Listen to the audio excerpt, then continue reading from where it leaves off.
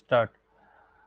দেখো, আগের দিন বলেছিলাম প্রথমে যেটা করাবো তোমাদেরকে, যেটা পড়িয়েছি প্রেজেন্ট ইনডিফিনাইট টেন্স, তার প্র্যাকটিস সেট যেটা দিয়েছি সেই কোয়েশ্চেন কটাকে আগে আলোচনা করব, তারপর নেক্সট কোয়েশ্চেনে যাব, মানে নেক্সট টেন্সে যাব। তো আশা করি এটুকু আশা রাখতে পারি। অনেকে রেকর্ড দেখো, লাইভ জয়েন হতে পারো না, সেটা হতেই পারে, পার্সোনাল ব্যাপার থাকতে পারে, কিন্তু কোয়েশ্চেন গুলো কিন্তু করতে বলেছিলাম, করে রাখা উচিত, তারপর মিলিয়ে নেওয়া উচিত। এবং এখানে আমি প্রতিটা ব্যাখ্যাও দেবো, পুরো বেসিক লেভেলের রয়েছে, বেসিক থেকে আস্তে আস্তে অ্যাডভান্স লেভেলে আমরা কিন্তু উঠবো। তো চলো দেখে নিই আমরা। দেখো, practice set online batch number 1, the present indefinite tense denotes. আমরা এটা আগের দিন পড়েছি, প্রেজেন্ট ইনডেফিনাইট টেন্স কখন কখন ইউজ হয়, কোন বাক্যে কোন অর্থ প্রকাশ করলে আমরা এই টেন্সের ইউজ করি, আমরা আগের দিন পড়েছি। তো আশা করি প্রত্যেকে উত্তর দিয়েছো। উত্তর হবে অপশন এ।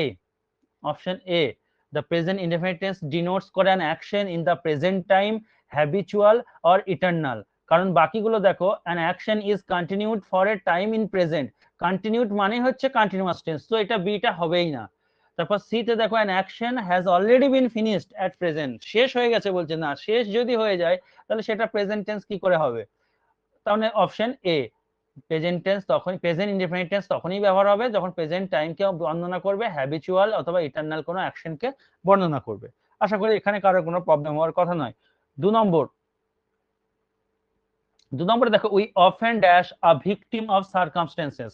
আমরা প্রায়ই মানে ঘটনার মানে শিকার হয়, এরকম বলতে চাইছি, কোন রকম পরিস্থিতির শিকার হই। তো সেক্ষেত্রে অপশন, বুঝতে পারছো এখানে আমরা কি করে বুঝবো? দেখো, এটা সবাই জানে যে স্যার দিয়েছে সিম্পল প্রেজেন্ট টেন্স থেকে কোয়েশ্চেন, তো V1 বা V5 হবে, বেশিরভাগ জনই জানে।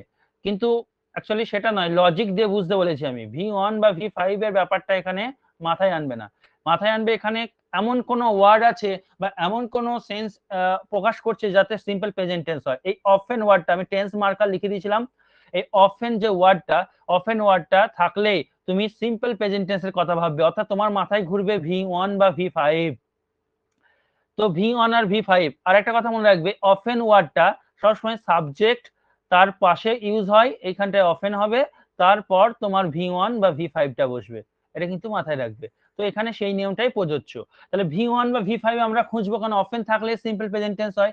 দেখো, ডিড হচ্ছে V2, তাই অপশন সি কেটে দিলাম। বি হচ্ছে ফেল্ট, ফেল্ট হচ্ছে ফিলের 2 নম্বর, F-E-L, ফিল, তার 2 নম্বর হচ্ছে ফেল্ট। তো ফেল্ট তো হচ্ছে V2 মানে পাস্ট টেন্স, তাই ফেল্টও হবে না, কারণ আমার দরকার V1 আর অথবা V5। ফলেন, ফলেন হচ্ছে V3, তাই এটাও হবে না, পাস্ট পার্টিসিপেল রূপ, তাহলে একটাই পড়ে রয়েছে ফল, F-A-L-L, তাই এখানে অপশন ডি হচ্ছে কারেক্ট আনসার। নেক্সট কোয়েশ্চেনে চলে যাচ্ছি। কোয়েশ্চেন নাম্বার 3, আমি পুরোটা বলে দিই, তারপর যার যেখানে প্রবলেম বলবে। কোয়েশ্চেন নাম্বার 3 দেখো, ইওর ব্রাদার, ব্র্যাকেটে দিয়েছে গো টু স্কুল রেগুলারলি, মানে বলতে চাইছে, আমরা জানি গো এই ভার্বটার বিভিন্ন রকম ফর্ম হয়, ওয়েন্ট হয়, গন হয়, হ্যাঁ ওয়েন্ট, হ্যাড গন হয়, বিভিন্ন রকম ফর্ম হয়। এটা কি আসছে? হ্যাঁ, তো বিভিন্ন রকম ফর্ম হয়, তো আমাদেরকে দেখতে হবে যে কোন ফর্মটা এখানে গো এর বসবে, তাই ব্র্যাকেটে ওরা গো দিয়েছে, তারপর অপশনও দিয়ে দিয়েছে। দেখো, রেগুলারলি, এই রেগুলারলি ওয়ার্ডটা আমি বলে দিয়েছিলাম টেন্স মার্কার। রেগুলারলি যেখানেই দেখবে নিয়মিত হচ্ছে, নিয়মিত যে কাজটা হয় সেই কাজটা হচ্ছে টাইমলেস অ্যাকশন, অর্থাৎ সময়ের উপর সেই কাজের উপর সময়ের কোনো প্রভাব থাকে না, সময়টা সেই কাজের উপর প্রভাব বিস্তার করতে পারে না। That is why simple present tense. আর সিম্পল প্রেজেন্ট টেন্স মানে ভার্বের 1 বা ভার্বের 5। তাহলে আমরা দেখে নিই ভার্বের 1 বা ভার্বের 5 কোনটা। ভার্বের, দেখো, ওয়েন্ট হচ্ছে V2, তাই ওয়েন্ট কে কেটে দাও। গোয়িং হচ্ছে V4, ভার্বের আইএনজি ফর্ম মানে কি V4, তাই কেটে দিলাম। হ্যাড গন, এটাও হবে না, হ্যাড V2 এ চলে গেল। গোজ একটাই রয়েছে V5, কেন V5 হলো? কারণ এখানে ইওর ব্রাদার, আমিও নয় আমরাও নয়, তুমিও নও তোমরাও নয়, তাহলে থার্ড পারসন সিঙ্গুলার, আর থার্ড পারসন সিঙ্গুলার হলেই আমরা জানি ভার্বের 5 নম্বর ফর্ম হয়, তাই এখানে গোজ হলো। আচ্ছা, নেক্সট চলে যাচ্ছি আমরা। নেক্সট 5 নম্বর কোয়েশ্চেনটা সব মিলিয়ে নেবে, লিখে নেবে, যা যা ব্যাখ্যা বলছি পরে রেকর্ড দেখে প্রয়োজন হলে লিখে নেবে। আশা করি যা আগের দিন ক্লাস হয়েছে তাতে আর আলাদা করে ব্যাখ্যার প্রয়োজন নেই, এগুলো সব প্র্যাকটিসের খাতায় তুলবে। Habitual fact is expressed, habitual fact বলেছিলাম একটা তোমার অভ্যাসগত যে সত্য বা অভ্যাসগত যে তথ্যটা সেইটাকে কোন টেন্সে প্রকাশ হয়, সেটা হয় সিম্পল প্রেজেন্ট টেন্সে। এটাও সিম্পল প্রেজেন্ট টেন্স। তাহলে আমি সিম্পল প্রেজেন্ট টেন্সকে আরেকটা নাম কিসে জানি? Present indefinite tense. 5 এর বি হচ্ছে কারেক্ট আনসার। পরে যখন আমরা টেন্স শেষ হয়ে যাবে, মিক্স যখন প্র্যাকটিস সেট দেবো, তখন আরো মজা লাগবে করতে এগুলো। 6 নম্বর কোয়েশ্চেনে দেখো কি বলেছে, আচ্ছা 4 নম্বর ছাড়া হয়ে গেছে। 4 নম্বরটা দেখো, হোয়েন মেটাল বিকামস, আচ্ছা 4 নম্বরটা ঠিক লেখা আছে কিনা আমি একটু মিলিয়ে নিই, দাঁড়াও। হোয়েন মেটাল বিকামস হট, ঠিকই আছে। হোয়েন মেটাল বিকামস হট হবে, এটা ডট হয়ে গেছে, এটা হট হবে, এটা এইচ হবে। এখানে এডিটে আমি এইচ করে দিচ্ছি, এটা এইচ হবে। হোয়েন মেটাল বিকামস হট, যখন ধাতু গরম হয়ে যায়, ঠিক আছে, তখন কি করতে বলছে ওরা? It dash.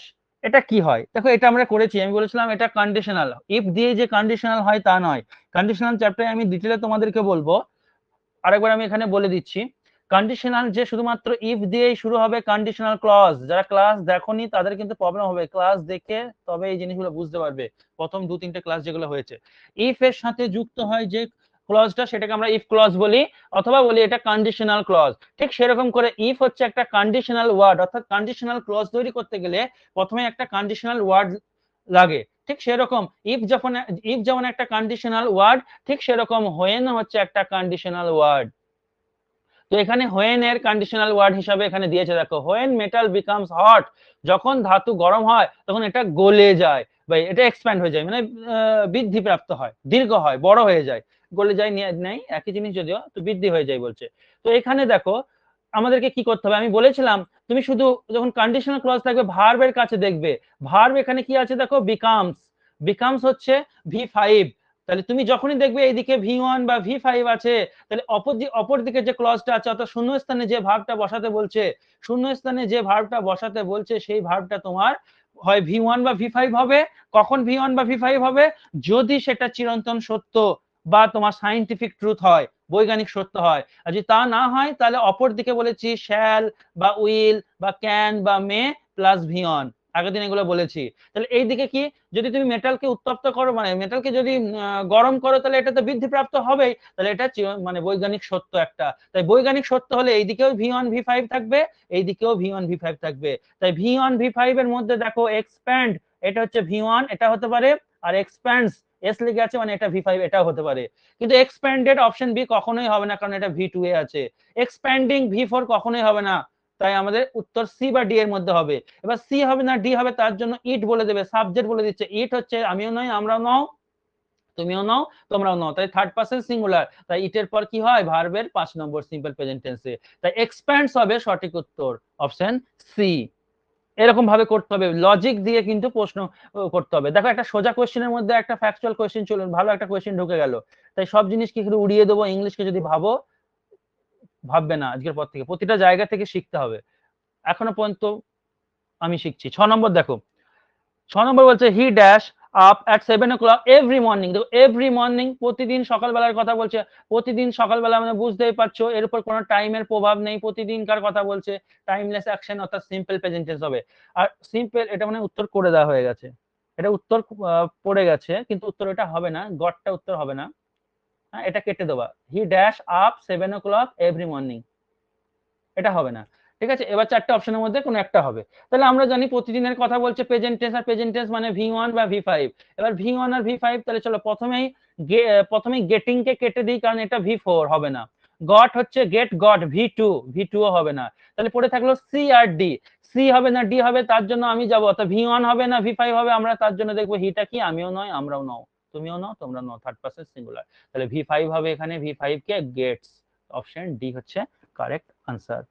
Next question, sign dash tennis once or twice a week. সপ্তাহে একদিন বা দুদিন খেলে, কিন্তু সেটা খেলে কিন্তু প্রতি সপ্তাহে খেলে, এভাবে বুঝতে হবে। প্রতি সপ্তাহে কিন্তু সে খেলে, একবার হোক বা দুবার হোক, কিন্তু প্রতি সপ্তাহে খেলে, অর্থাৎ তার খেলার উপর টাইমের কোনো প্রভাব নেই, পুরো খেলাটা চলে। তাই এক্ষেত্রে আমাকে দেখতে হবে যে এটা কি টেন্স, সিম্পল প্রেজেন্ট টেন্স। আর সিম্পল প্রেজেন্ট টেন্স মানেই আমরা জানি ভার্বের 1 কিংবা ভার্বের 5। এবার তাহলে প্রথমে ইজ যে প্লেইং, ভার্বের 4 নম্বর চলে এসেছে, তাই অপশন এ আগেই বাদ দিয়ে দেবো। 2 নম্বর দেখো, is usually, Shaheen is usually tennis, মানেই দাঁড়াচ্ছে না। দেখো ইজ ইউজুয়ালিটা যদি আমি এখানে বসাই, কোনো অর্থই প্রকাশ করবে না।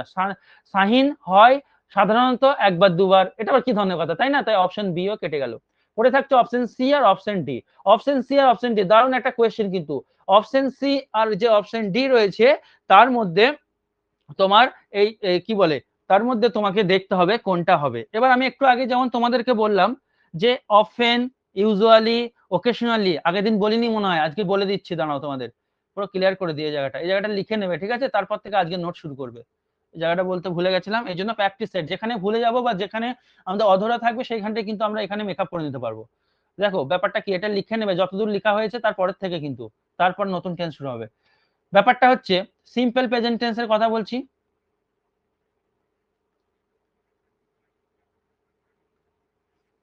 সিম্পল প্রেজেন্ট টেন্সের ক্ষেত্রে সাবজেক্টের পর তোমার যে অ্যাডভার্ব গুলো চলে আসছে, অফেন, ইউজুয়ালি, ওকেশনালি, এগুলো বলেছি, এগুলো থাকলে তোমার সিম্পল প্রেজেন্ট টেন্স হবে। তারপর কি বলে, অফেন, ইউজুয়ালি, ওকেশনালি, ইউজুয়ালি হয়েছে, ঠিক আছে? আর যা যা লিখিয়েছিলাম ওখানে দেখবে যে এগুলোই বেশি আসে। তো এইগুলো এখানে বসবে, তারপর তোমার ভার্বের 1 বা ভার্বের 5 বসবে, তারপর আদার ওয়ার্ডস বসবে। এটা মাথায় রাখবে। দেখো পরীক্ষায় দেখো কিভাবে প্রশ্নটা ঘুরিয়ে দিল। তুমি জানো অফেন, ইউজুয়ালি, ওকেশনালি, ঠিক আছে? এইগুলোর মানে তুমি জানো যে এই অ্যাডভার্ব গুলো মানে তুমি জানো যে এগুলো থাকলে V1 বা V5 হবে, অর্থাৎ সিম্পল প্রেজেন্ট টেন্স হবে। কিন্তু ওরা কি করলো, ওরা এক জায়গায় করলো প্লেস ইউজুয়ালি, একটা করে দিল প্লেস ইউজুয়ালি, আর একটা করে দিল ইউজুয়ালি প্লেস।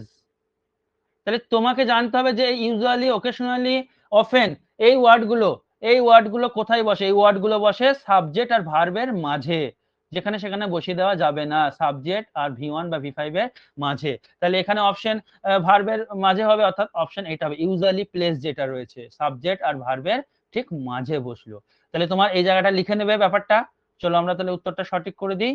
যেখানে আছে দেখো অপশন সি তে আছে ইউজুয়ালি প্লেস, আর অপশন ডি তে ইউজুয়ালিটা শেষে দিয়েছে, ভার্বের পরে দিলে হবে না, ভার্বের আগে থাকতে হবে। তাই অপশন সি হচ্ছে কারেক্ট আনসার। দেখছো কত কি শিখতে পারছো? এইভাবে ইংলিশ বেসিক একটা কোর্স করা উচিত। হ্যাঁ, ওই এখানে ওখানে 14 জায়গায় না দড়িয়ে বেরিয়ে। 8 নম্বর কোয়েশ্চেন দেখো, লাস্ট কোয়েশ্চেন, আরো প্রচুর তখন প্র্যাকটিস সেট দেওয়া হবে। আপাতত বেসিক যতটা পড়েছি তার উপর থেকে কোয়েশ্চেন গুলো করেছি। Find out the tense of the following sentence, late it be ডান। এটা দারুন, এটা পুরো মুখস্থ রাখবা। লেট ইট বি ডান মানে কি, চলো এটা করা হোক। হ্যাঁ, লেট হিম ডু, তাকে এটা করতে দাও, করা হোক। তো এগুলো কি সেন্স প্রকাশ করছে? এখনকার কথাই বলছে। আর এখনকার কথাই বললে আমরা জানি present indefinite tense, option A present indefinite tense. এটা মাথায় রাখবে, let it be done, let him do, let him go, তাকে যেতে দাও, তাকে করতে দাও, সবসময় প্রেজেন্ট টেন্সকে ইঙ্গিত করে, কারণ এটা পাস্টের কথা বলছে না, আবার ফিউচারের কথাও বলছে না, এখনকার কথাই বলছে, এখনই করতে দাও। তো এই হচ্ছে আমাদের প্র্যাকটিস সেট। এবার এবার তোমরা বলো, প্র্যাকটিস সেটে কোথাও কোনো প্রবলেম থাকলে বলো। স্যার, হ্যাঁ বলো।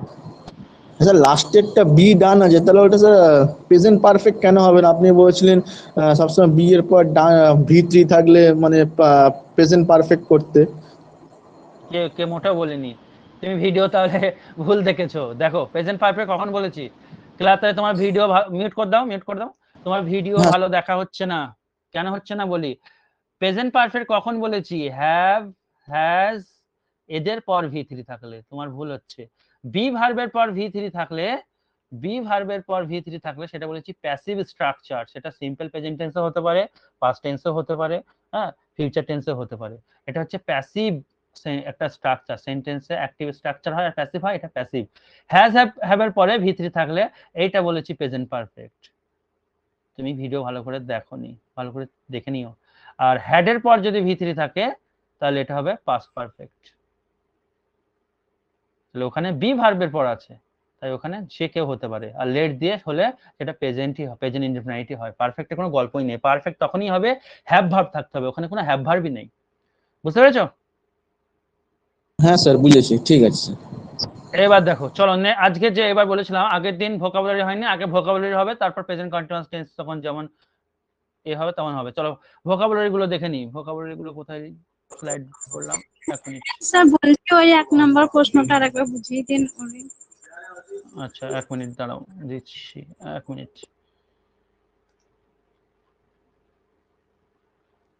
1 মিনিট। এটা হবে আজকে ইডিয়ম ফ্রেজ নাম্বারিং, এখান থেকে হবে। 1 নম্বর কোয়েশ্চেনটা বলছে প্রেজেন্ট ইনডেফিনিট টেন্স ডিনোটস, মানে প্রেজেন্ট ইনডেফিনিট টেন্স কখন হয়। তো দেখো প্রথমেই আমি আগের দিন লিখে দিয়েছিলাম যখন কোনো বর্তমান সময়ের কথা বলবে প্রেজেন্ট টাইম, তাই অপশন এ হলো প্রেজেন্ট টাইম। হ্যাবিচুয়াল মানে যেটা অভ্যাসগত কাজ বলবে, আমি মা প্রতিদিন দিনে 3 বেলা ভাত রান্না করে, এটা একটা হ্যাবিচুয়াল। ইটারনাল মানে হচ্ছে চিরন্তন সত্য, ম্যান ইজ মর্টাল, মানুষ মরণশীল, মানুষ মরবেই। এইগুলোর জন্য প্রেজেন্ট ইনডেফিনিট টেন্স ব্যবহৃত হয়, সেটাই বলেছে এখানে। বাকিগুলো দেখো কন্টিনিউড মানে হচ্ছে যে কাজটা চলে, কাজটা চললে সেটা হয়ে যাবে প্রেজেন্ট কন্টিনিউয়াস, প্রেজেন্ট ইনডেফিনিট নয়। 3 নম্বর সি তে বলেছে দেখো অ্যান অ্যাকশন, একটা কাজ হ্যাজ অলরেডি বিন ফিনিশড, যেটা শেষ হয়ে গেছে। কোনো জিনিস শেষ হয়ে গেলে সেটা প্রেজেন্ট কি করে হবে, সেটা তো পাস্ট হবে, তাই না? তাই অপশন এ হচ্ছে সঠিক আনসার। এবার চলো ইডিয়ামসে আসি। ইডিয়ামস দেখো নাম্বার 1। আচ্ছা, এ টু জেড আমরা জানি, অনেকে স্পোকেনে বলি বা অনেক সময় আমরা বলি এ টু জেড মানে কি? এ টু জেড এর বাংলা মানে হচ্ছে প্রথম থেকে শেষ পর্যন্ত, প্রথম থেকে শেষ পর্যন্ত। ইংলিশে তোমাকে দেবে ইনক্লুডিং এভরিথিং, যার মধ্যে সবকিছু রয়েছে। ইংরেজি অ্যালফাবেটে এ থেকে জেড মানে কি? এর থেকে জেড এর মধ্যে সবই রয়েছে, ইনক্লুডিং এভরিথিং, এটা হচ্ছে ইংলিশ অর্থ লিখে নেবে। আর বাংলা হচ্ছে প্রথম থেকে শেষ পর্যন্ত।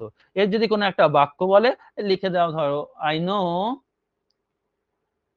নো, আমি জানি, দ্য স্টোরি এই গল্পটি, বা দ্য ম্যাটার এই ব্যাপারটি, ফ্রম এ টু জেড একদম প্রথম থেকে শেষ পর্যন্ত সবটাই আমি জানি। I know the story from A to Z. এটা গেল, এটা কোনো কঠিন কিছু নেই। নেক্সটে চলে যাবো, সময় নষ্ট করে লাভ নেই, প্রেজেন্ট কন্টিনিউয়াস করাবো। দারুণ একটা কনসেপ্ট দেবো আজকে তোমাদের। দেখো idiom and phrases number 12, 3 hours.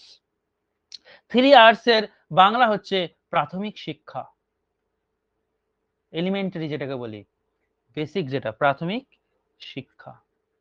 ইংলিশে বলবো বেসিক এডুকেশন বা the elementary education, the basic elementary studies. পুরো লিখে দিই, হ্যাঁ অনেকটা বড় করে লিখে দিই, যাতে যে অপশন দেবে তুমি বুঝতে পারো যে এটার মধ্যে আছে দ্য বেসিক এলিমেন্টারি, ELEMENTARY। সবাই অন্য কোর্সে ভর্তি হয়েছে, বিভিন্ন জায়গায় টাইম হচ্ছে না, বিভিন্ন রকম সমস্যা হচ্ছে, যে আগে থেকে সব নাম লিখে রাখছে যে পরের ব্যাচে বেসিকে ভর্তি হবে। এবার পরের ব্যাচ কবে হবে এখন ঠিক নেই। তো যারা এখানে ভর্তি হয়েছে ভালো কাজ করছো, এখন এসএসসি ফেসএসসি কবে কি হবে কোনো গ্যারেন্টি নেই, তখন হলেও সেরকম ভাবে ব্যবস্থা নেওয়া হবে, চিন্তা নেই। অ্যান্ড দ্য ফান্ডামেন্টাল, কারণ একটা করে ব্যাচ হবে আমার, একটা করে শেষ হবে, প্র্যাকটিস একটা ব্যাচ হতে পারে, আমি পরে বলে দেবো। Fundamental of an education,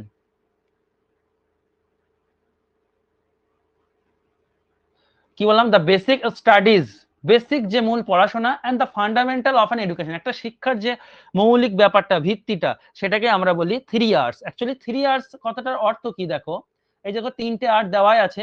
reading, অন্য কালি নেই এখানে, এই কালিটা শো করছে না, দেখো 3 আর এখানে কোনো কালি শো করবে না। রিডিং আছে এই যে একটা, রাইটিং আছে, আর অ্যারিথমেটিক। অ্যারিথমেটিকের স্যার এ আছে, অ্যাকচুয়ালি অ্যারিথমেটিকটাকে এইভাবে সংক্ষেপে তোমার লেখা হয়, মাথায় অ্যাপোস্ট্রফি দিয়ে, RITHMETIC, অ্যারিথমেটিক। ঠিক আছে, ওই জন্য আর্টটাকে নিয়েছে ওরা, সংক্ষেপে ওটাকে লেখা হয়। তো রিডিং, রাইটিং আর অ্যারিথমেটিক, এই 3টে বেসিক জিনিস পড়াশোনার, তাই এটাকে আমরা বলবো প্রাথমিক শিক্ষা। নেক্সট কোয়েশ্চেনে চলে যাব। আচ্ছা, এর যদি তোমরা উদাহরণ দিতে বলো, উদাহরণ কি দেবো, উদাহরণ এর কি বলবো, উদাহরণ কোনো দিয়ে সময় নষ্ট করে লাভ নেই, উদাহরণ প্রচুর হবে। যে সে তার বেসিক কিছুই জানে না, he does not have any idea about the, he does not have any idea about the 3 hours of education, এরকম করে করা যাবে। চলো বাদ দাও। নেক্সট দেখো এ বেড অফ রোজেস, যেটা দরকার তোমার পরীক্ষায়, বাক্য লিখতে দেবে না তোমাকে, পরীক্ষায় দেবে এই ইডিয়ামটার মানে কি, কিংবা শূন্যস্থান পূরণ করতে দেবে, ওটা বসাতে হবে। এ বেড অফ রোজেস মানে হচ্ছে তোমার সুখকর অবস্থা, বুঝতেই পারছো, দেখো বিছানায় রোজ ছড়ানো আছে, সুখকর অবস্থা বা কমফোর্টেবল সিচুয়েশন, সুখকর অবস্থা বা কমফোর্টেবল সিচুয়েশন। এর ইংলিশ কি বলবো, এটাকে ইংলিশে বলবো এ সিচুয়েশন আর অ্যাক্টিভিটি, আর সিচুয়েশন আর অ্যাক্টিভিটি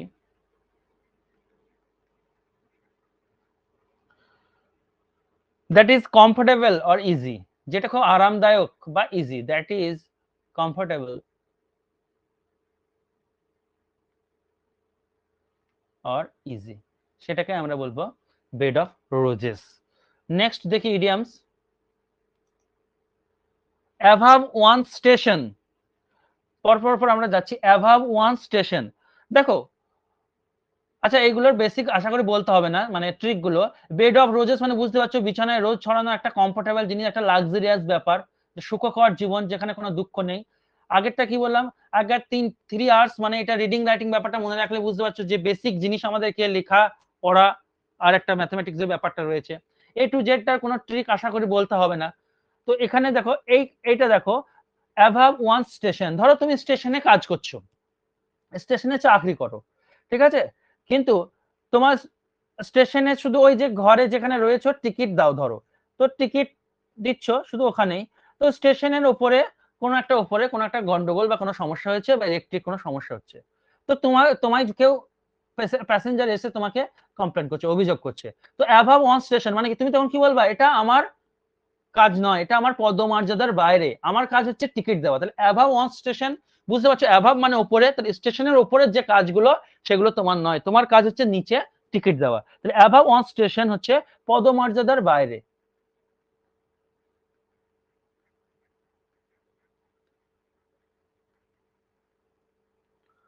হলো, ইংলিশটা বলবো হায়ার দেন,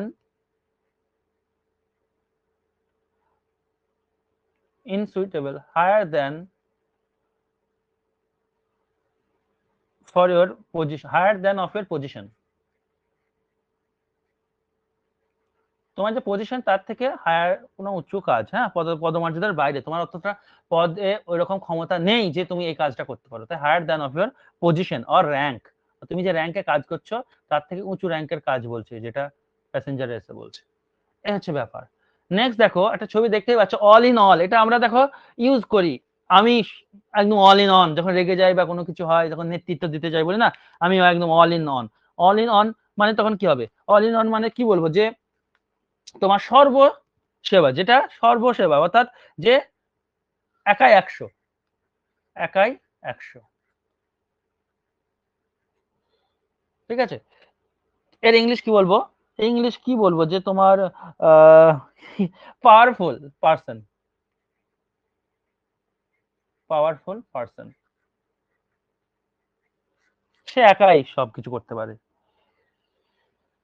এই হচ্ছে ইডিয়াম ফ্রেজ। এবার আমরা চলো দেখে নেবো ভোকাবস, তারপর তখন গ্রামারে যাব।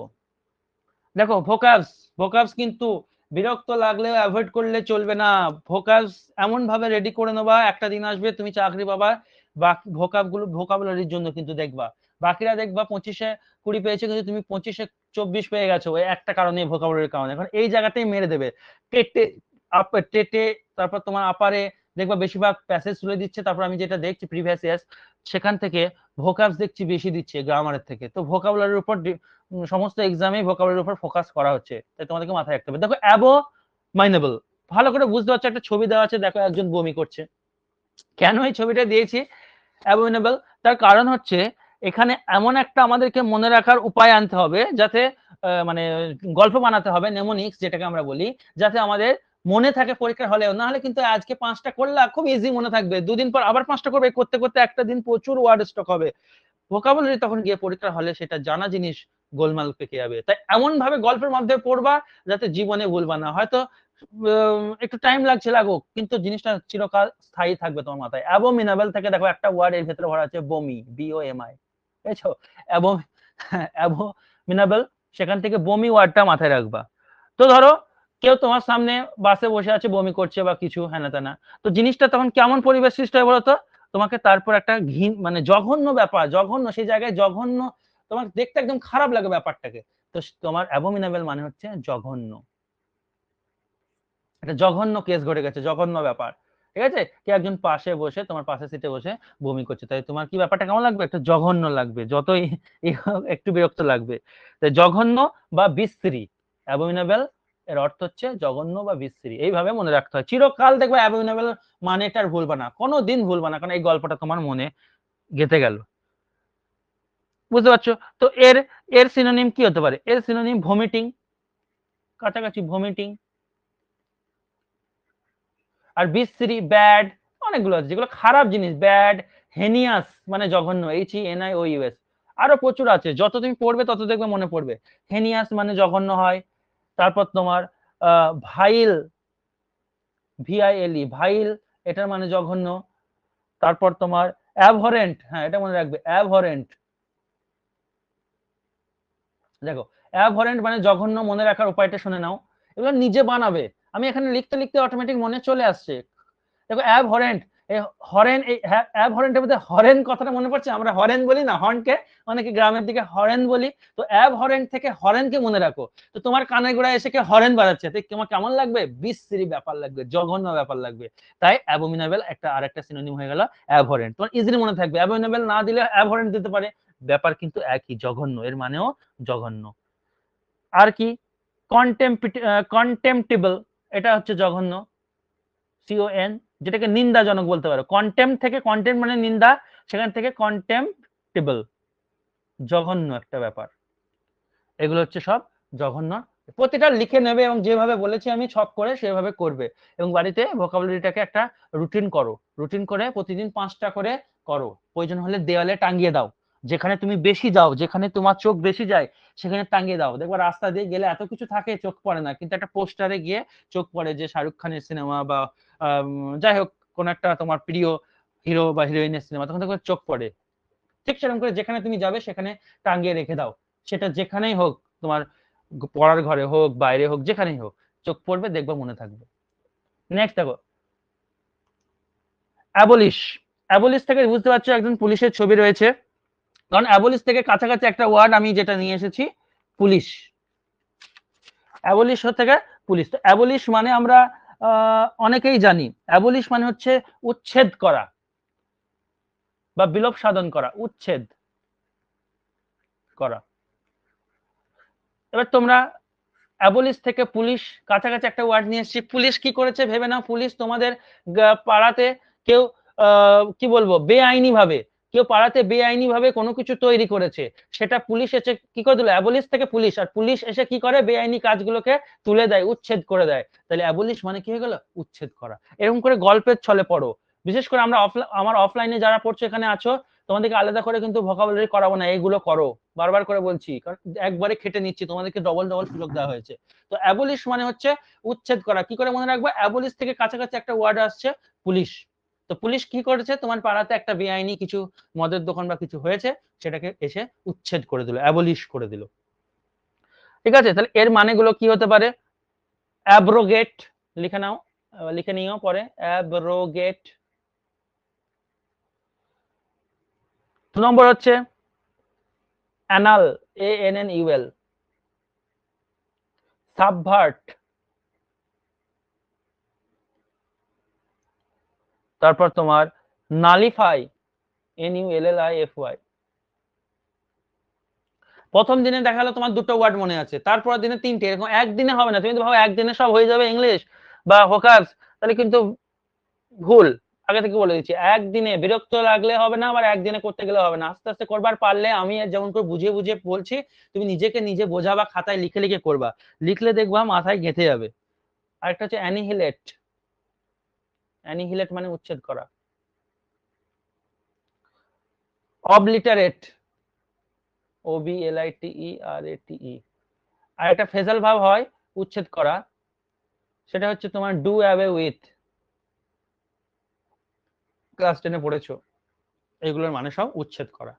নেক্সট কোয়েশ্চেন চলে যাবো, অ্যাবস্টেন। দেখো অ্যাবস্টেন থেকে একটা কাছাকাছি ওয়ার্ড আমি নিয়ে এসেছি, আমার যতদূর মনে হয়েছে, তোমরা তোমাদের মতো করে বানাবে।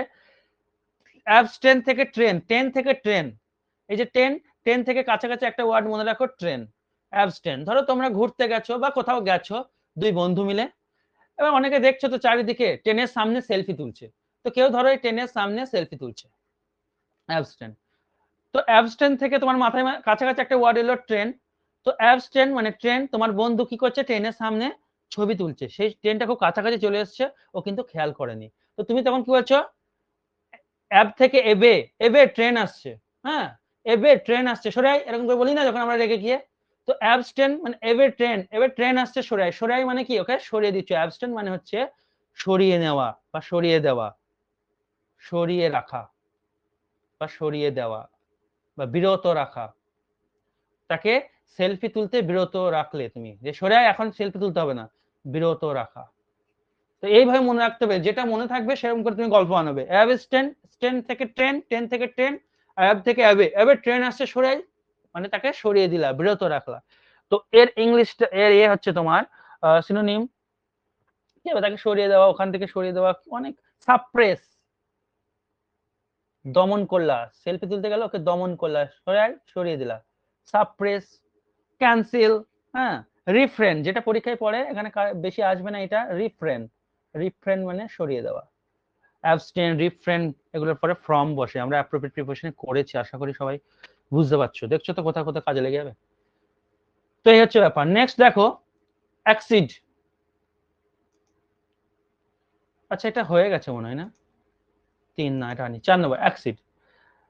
অ্যাক্সিড থেকে কি আসতে পারে, কাছাকাছি একটা ওয়ার্ড মনে রাখো। তো অ্যাক্সিডের আগে মানেটা ভাবি। অ্যাক্সিডের মানে হচ্ছে তোমার রাজি হওয়া বা মেনে নেওয়া, ঠিক আছে? তো অ্যাক্সিড থেকে কাছাকাছি আমি যেটা ভেবেছি অ্যাসিড, অ্যাক্সিড থেকে আমি যেটা ভেবেছি কাছাকাছি ওয়ার্ড, সেটা হচ্ছে অ্যাসিড। ধরো তুমি কাউকে কিছু অনেকদিন ধরে কোনো মেয়েকে কিছু বলতে চাইছো, প্রপোজ করতে চাইছো, বা তোমার বাড়ির গিন্নিকে কিছু বলতে চাইছো, শুনছে না, বা তোমার খুব প্রিয় বন্ধু বান্ধবী কাউকে কিছু বলতে চাইছো, শুনছে না, তো তুমি তখন অ্যাসিড নিয়ে এসে তাকে ভয় দেখাচ্ছ, মিথ্যা করে বোতল এনেছো অ্যাসিডের, ভয় দেখাচ্ছ, বল না অ্যাসিড ছুড়ে দেবো বল। তখন মেয়েটা কি করছে দেখো, মেয়েটা মানে তোমার কি হচ্ছে, হাত দিয়ে ভয় মানে কি বলছে, ঠিক আছে ঠিক আছে আমি বলছি, অর্থাৎ মেনে নিল, রাজি হওয়া। অ্যাক্সিড মানে হচ্ছে রাজি হওয়া, ঠিক আছে? তো কি হলো, অ্যাক্সিড থেকে অ্যাসিড, তুমি কাউকে রাজি করার জন্য তার দিকে কি নিয়ে গেছো, অ্যাসিড নিয়ে গেছো, দিয়ে ভয় দেখাচ্ছ, তাহলে অ্যাক্সিড থেকে অ্যাসিড, অ্যাসিড নিয়ে গেছো, সে কি হয়েছে, রাজি হয়ে যাচ্ছে।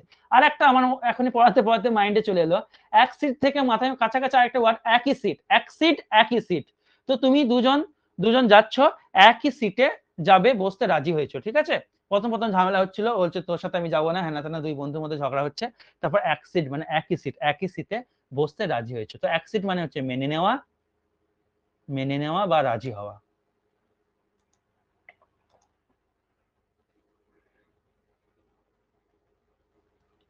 এগুলো তৈরি করবা, না হলে কিন্তু অতগুলো মুখস্থ করা সম্ভব নয়। তোমাদেরকে আমি ধরি না, এগুলো সব বেশিরভাগ জন 99% ছেলে মেয়ে যারা একবার হলেও লিখেছে খাতায় বলে দিতে পারবে। আবার যদি নাও ভুলেও যায়, সে অপশন দেখে তার মাইন্ডে চলে আসবে। তাহলে এর কাছাকাছি ওয়ার্ড গুলো দিয়ে দিই। কেউ কেউ রাজি হয়ে যায়, তাকে বলি কনসেন্ট, সম্মতি পেয়ে গেল। কনসিড, কনকার, CONCUR, অ্যাসেন্ট, রাজি হওয়া, অ্যাকুইজি, ACQUIESCE, এগুলো হচ্ছে রাজি হওয়ার ইংলিশ। তো এরকম করে তোমাদেরকে কিন্তু পড়তে হবে। 5 নম্বর লাস্ট তার কোয়েশ্চন, মানে তো জয় করা হয় মনে হয়। ওটা আলাদা বানান, কিউ আছে ওটা দেখবা, ঠিক আছে? যদি হয়ও এটাও এটাও হয়। কনকার মানে অ্যাকচুয়ালি তুমি যেটা বলতে চাইছো কিউ হয়, এটা জয় করা, ঠিকই বলেছো। অ্যাকমপ্লিস, এবার দেখো ACCOMPLICE, অ্যাকমপ্লিস এর মানে হচ্ছে কাউকে খারাপ কাজে সহযোগিতা করা, দুষ্কর্মে বলতে পারো, দুষ্কর্মে বা খারাপ কাজে সহযোগিতা করা।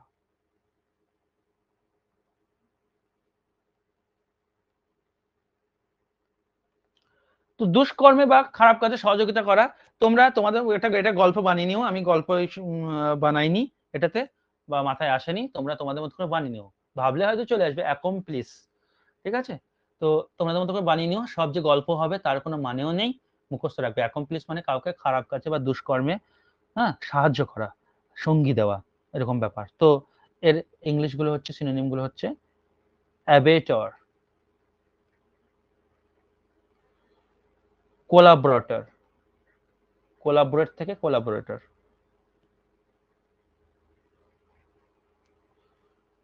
এটা দরকার, কনস্পিরেটর, কনস্পায়ার ষড়যন্ত্র করে, সেখান থেকে কনস্পিরেটর,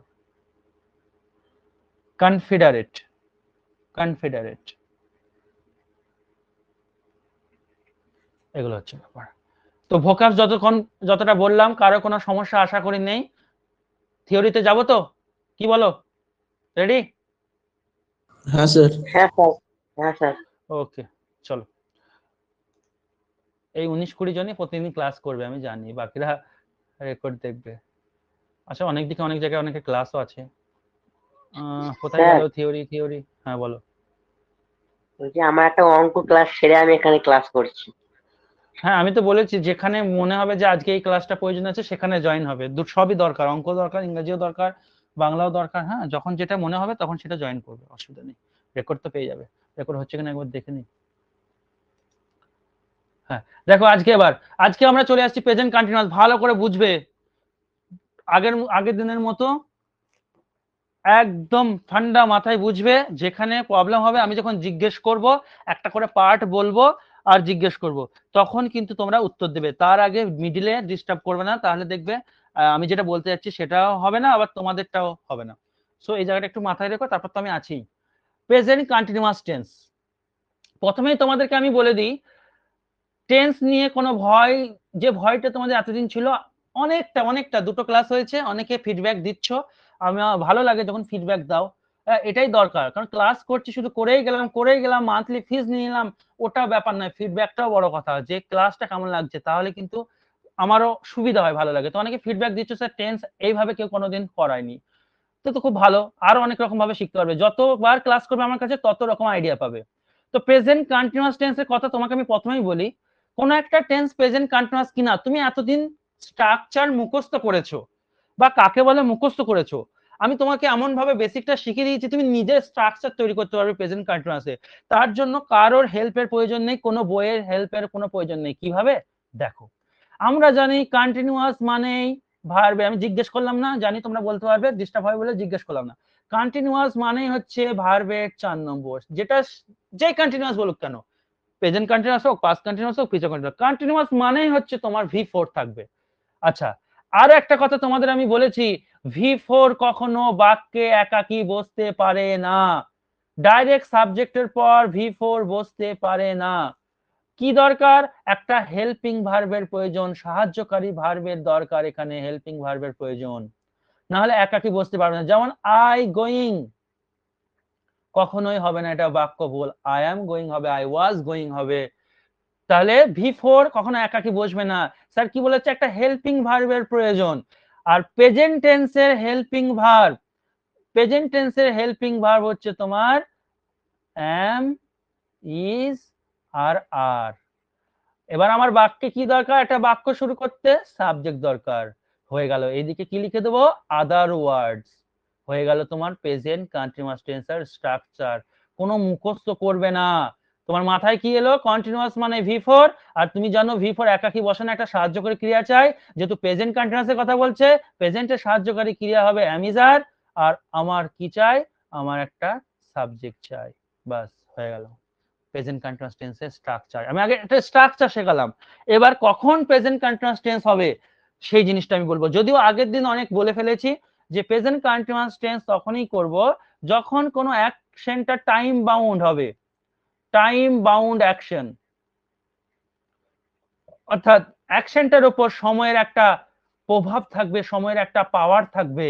কিছুক্ষণ পর অ্যাকশনটা শেষ হয়ে যাবে। যখন আমি এখন তোমাদেরকে পড়াচ্ছি, আই এম টিচিং নাও, একটু পর কিন্তু আর পড়াবো না, এখন মানে পড়ানোটা বন্ধ হয়ে যাবে, আবার পরে পড়াবো। তো এটা টাইমের উপর ডিপেন্ডেন্ট, তাই টাইম বাউন্ড অ্যাকশন হয় প্রেজেন্ট কন্টিনিউয়াস টেন্সে, এটা কিন্তু মাথায় থাকে। তাহলে এবার আমরা ডেফিনিশনটা তৈরি করি, চলো। প্রেজেন্ট কন্টিনিউয়াস টেন্সের ডেফিনিশনটা কি? স্ট্রাকচার আগেই করে দিলাম আমি, কারণ ইজিলি তুমি বলতে পারবে কি টেন্স। যাও তোমাকে পরীক্ষায় যদি দেয়, প্র্যাকটিস সেট তোমাদের দিয়ে দেবো, আজকে যদি টাইপ হয় আজকে দিয়ে দেবো, নাহলে কালকে দিয়ে দেবো প্রেজেন্ট কন্টিনিউয়াসের উপর, যেমন আজকে করালাম ওই রকম প্র্যাকটিস সেট। যেমন তোমাকে বললাম দে আর প্লেয়িং ক্রিকেট, এটার জন্য তোমাকে 10 বার ভাবতে হবে না।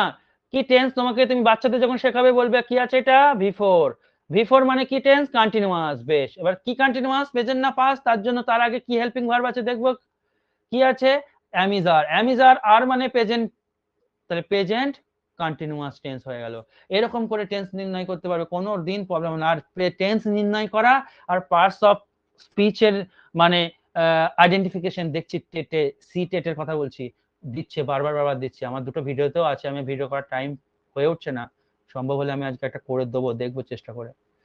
দেখো এবার আমরা ডেফিনিশন করব। এই যে এই স্ট্রাকচারটা সুন্দর করে এঁকে নেবে, কালারফুল আঁকবে, হ্যাঁ সুন্দর করে কালার করে আঁকবে তোমরা খাতায়। এখান থেকে আমরা ডেফিনিশন তৈরি করব। ভালো করে বুঝে নাও প্রেজেন্ট কন্টিনিউয়াস টেন্স কখন হবে।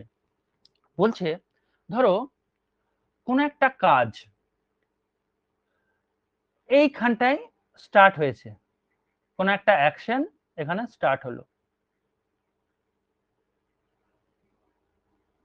ঠিক আছে? তার আগে অ্যাকশন স্টার্ট হওয়ার আগে প্ল্যান করেছে, যেমন আমি তোমাদেরকে পড়ালাম, পড়াচ্ছি, তার আগে তো আমি পিপিটি গুলো বানিয়েছি, প্রচুর টাইম যাচ্ছে, অনলাইনে পড়াতে গেলে আমার প্রচুর টাইম নষ্ট হয়ে যাচ্ছে, আরেকটা ব্যাচ হয়ে যেত। তো এই পিপিটি গুলো বানাতে হচ্ছে, ধরো অনেকটা টাইম লাগছে, কি পড়াবো সেটাকে গুছিয়ে নিতে হচ্ছে। তো এই যে প্ল্যানটা করছি, তাহলে এখানে কোনো অ্যাকশনের প্ল্যান করছি, অ্যাকশনটা প্ল্যানিং চলছে, PLANNING, হ্যাঁ আইএনজি হবে এটা। তারপর এখানে অ্যাকশনটা স্টার্ট হচ্ছে, ভালো করে শুনবে কি বলছি। অ্যাকশনটা স্টার্ট হয়ে সেই অ্যাকশনটা, এইটার মানে হচ্ছে কন্টিনিউ চলছে, অ্যাকশনটা চলছে, অ্যাকশনটা কাজটা চলছে। এখানে এসে এটা হচ্ছে ফিউচারের জিনিস, এখানে এসে আবার অ্যাকশনটা ফিনিশ হয়ে যাবে। মানে প্রেজেন্ট কন্টিনিউয়াস টেন্সের কোনো কাজ চিরকাল চলবে না। প্ল্যানিং করেছি কাজটা, কাজটা শুরু হয়ে গেল, এরকম কন্টিনিউয়াসলি চলছে, কিছুক্ষণ পর কাজটা আবার শেষ হয়ে যাবে। দ্যাট ইজ ওয়াই এই কাজটাকে আমি কি বলবো, এখানে যে কাজটা ঘটলো, এখানে অ্যাকশনটা হচ্ছে টেম্পোরারি অ্যাকশন, অ্যাকশনটা হচ্ছে টেম্পোরারি, টেম্পোরারি মানে ক্ষণস্থায়ী, ক্ষণস্থায়ী কাজ, কিছুক্ষণ পর আবার কাজটা শেষ হয়ে যাবে। যেমন আমি এখন প্ল্যানিং করেছি, এবার এখানে পড়ানো শুরু করে দিচ্ছি 8টার সময়, এখানে ধরো 8 PM আমার পড়ানো চলছে, এই ফিনিশ এখানে কটা বাজবে, 9টা 15 বা 9:30 বাজবে, পড়া শেষ হয়ে যাবে, পড়ানো শেষ হয়ে যাবে। তাহলে দেখো প্রেজেন্ট কন্টিনিউয়াস টেন্স হচ্ছে এটাই, যে যেই সময়ে কথাটা আমি বলছি, যেই সময়ে বলছি, যেই সময়ে কথাটা বলছি সেই সময় কাজটা চলছে। যেমন এখন আমি কথাটা বলছি প্রেজেন্ট কন্টিনিউয়াস টেন্সের, এখন কিন্তু দেখো কাজটা চলছে, তাই দেখো লিখেছি ওয়ার্ক ইজ গোয়িং অন, এখন তোমার পড়ানো কাজটা চলছে, কিন্তু কাজটা তো কিছুক্ষণ পর শেষ হয়ে যাবে, তাই দেখো লিখেছি at the time of speaking, যখন কথাটা বলছি তখন কিন্তু কাজটা চলছে এবং কাজটা কিছুক্ষণ পর আবার শেষ হয়ে যাবে। যেমন বলছি এখন টিভিতে T20 খেলা চলছে, তার মানে কি এখন খেলাটা চলছে, কিছুক্ষণ পর আবার শেষ হয়ে যাবে। কিন্তু যদি বলি কালকে এই সময় T20 খেলা চলছিল, তাহলে কিন্তু সেটা আমি যখন কথাটা বলছি তখন কিন্তু চলছে না, চলছিল মানে কি কালকের কথা বলছি, কালকে চলছিল এখন তো চলছে না, তখন হয়ে যাবে পাস্ট কন্টিনিউয়াস। প্রেজেন্ট কন্টিনিউয়াস হতে গেলে যেই সময় কথাটা বলছি অর্থাৎ এখনই কাজটা চলতে হবে, কাজটা এখনই কন্টিনিউয়াসলি চলবে এবং কিছুক্ষণ পর শেষ হয়ে যাবে, এটাকেই বলা হয় প্রেজেন্ট কন্টিনিউয়াস টেন্স। কারোর কোনো সমস্যা বলো, বুঝতে পারলে? হ্যাঁ স্যার। হ্যাঁ স্যার, হ্যাঁ স্যার। একদম ঠিক আছে, চলো। না বুঝে কোনো উপায় নেই, যেভাবে জিনিসগুলো লজিক দিয়ে বোঝাবো বুঝে হালুয়া হয়ে যাবে, জাস্ট যা যা বলবো শুনতে হবে। প্রেজেন্ট কন্টিনিউয়াস টেন্সের এবার ডেফিনিশনটা আমরা এস্টাবলিশ করব এখানে, ঠিক আছে? এখানে আমি লিখে দিচ্ছি দ্য ওয়ার্ক অর অ্যাকশন, ইংলিশটাকে ইংলিশে পড়বা, আমি বাংলা বলছি, প্রয়োজন হলে বাংলা ব্র্যাকেটে লিখে নেবে, কিন্তু ইংলিশটাকে চেষ্টা করবা ইংলিশে বোঝার, ছোট ছোট করে ইংলিশ আর ছোট ছোট করে তার পাশে Bangla. The work or action, work মানে কাজ, অ্যাকশন মানে কাজ, তা বলছে the work or action has started, শুরু হয়ে গেছে,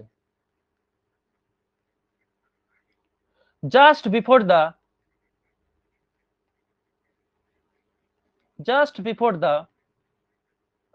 time of talking বা time of speaking। কেন, দেখো আমি এখনই কথা বলছি, এখন আমি পড়াচ্ছি, তাই পড়ানো তো শুরু হয়ে গেছে, শুরু হয়েছে বলেই তো আমি পড়াচ্ছি বলতে পারছি। তাই বলছে the work or action has started, শুরু হয়ে গেছে just before the time of speaking, আমার বলার আগে শুরু হয়েছে, আর বলার আগে শুরু হয়েছে বলেই তো বলতে পারছি, নাহলে কি করে বলবো? তাহলে তো বলবো, তাহলে বলতে পারতাম শুরু হবে, তাই না?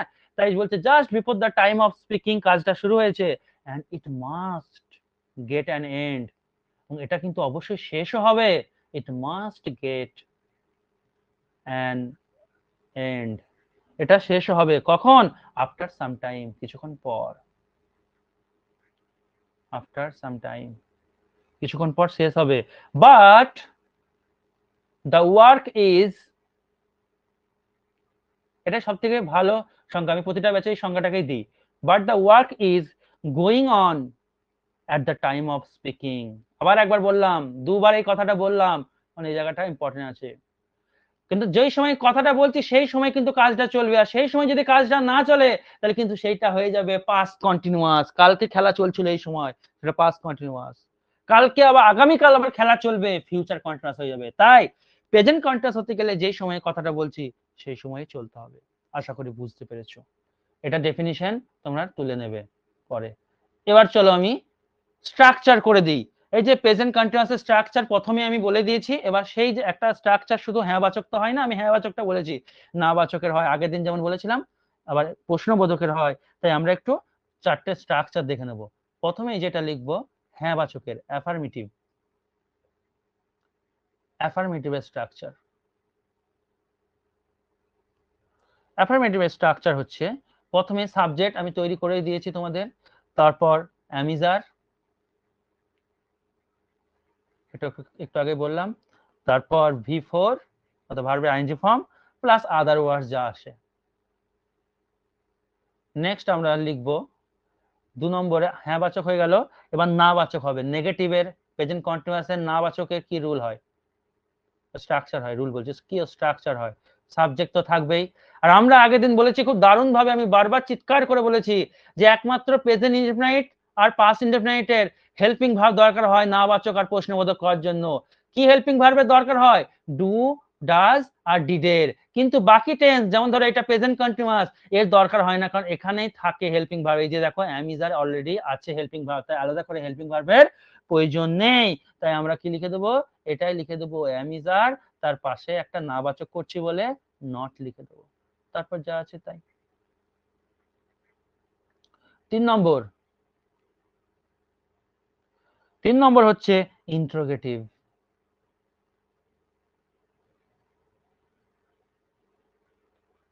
প্রশ্নবোধক বাক্যের কন্টিনিউয়াস টেন্সের ক্ষেত্রে কি ভূমিকা। আমরা জানি একই কেস, প্রশ্ন বাক্যকে প্রশ্নবোধক করতে গেলে হেল্পিং ভার্বটা আগে চলে আসে। ডু ডাজ আগের দিন এসেছিল, দেখেছিলে তোমরা, যেহেতু এখানে হেল্পিং ভার্ব অলরেডি আছে তাই প্রথমেই অ্যাম, ইজ বা আর চলে আসবে। তারপর কি আসবে, সাবজেক্ট, তারপর V4, তারপর OW, তারপর জিজ্ঞাসা চিহ্ন। আগের গুলো ফুল স্টপ, এটাই জিজ্ঞাসা চিহ্ন। আর একটা স্ট্রাকচার আমরা দেখে নেব নেগেটিভ ইন্টারোগেটিভ, তাই না? না বাচক প্রশ্নবোধকও হবে, তার সাথে সাথে না বাচকও হবে, তাই সেটার নাম দেবো নেগেটিভ ইন্টারোগেটিভ।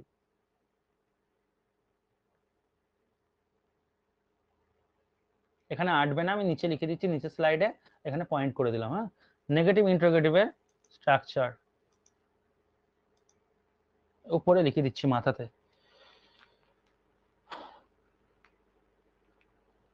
দেখো অ্যাম, ইজ, টেন্স মার্কারটা আলাদা করে এটা করাতে হবে। একটা স্লাইড নিয়ে নিই,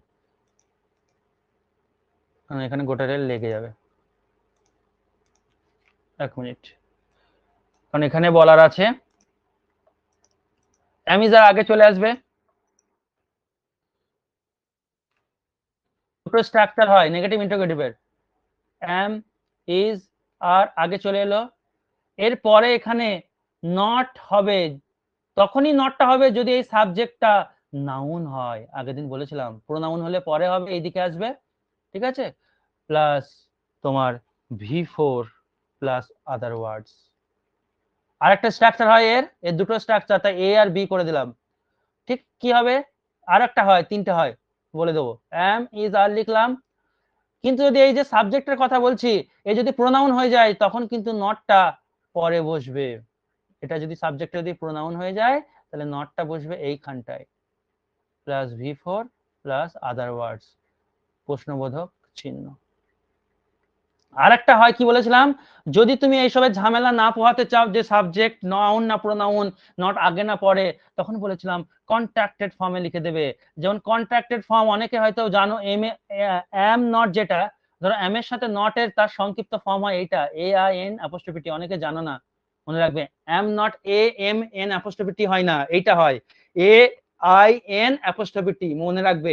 এম নট এর সংক্ষিপ্ত যে ফর্মটা সেটা হচ্ছে এন্ট, AINT, এটা হবে। অথবা ইজের সাথে যদি লিখো তাহলে ইজেন্ট হবে, আর এর সাথে লিখলে আরেন্ট হবে। তাহলে তোমার আর সাবজেক্ট নাউন না প্রোনাউন দেখার দরকার নেই, যা আছে বসিয়ে দাও। এই তিনখানা স্ট্রাকচার হয় নেগেটিভ ইন্টারোগেটিভে। তো আমাদের কন্টিনিউয়াস টেন্সের স্ট্রাকচার কিন্তু হয়ে গেল। এবার আমরা যেটা পড়বো তোমার টেন্স মার্কার। আগের দিন বলেছিলাম সিআইডির ক্লু পড়তে হবে আমাদেরকে। সিআইডির ক্লু ব্যাপারটা কি, যে কোন কোন ওয়ার্ড গুলো থাকলে আমরা ইজিলি চিনতে পারবো যে বাক্যটা কন্টিনিউয়াস টেন্স হবে। আজকে যেমন ইউজুয়ালি, অফেন, এক মিনিট,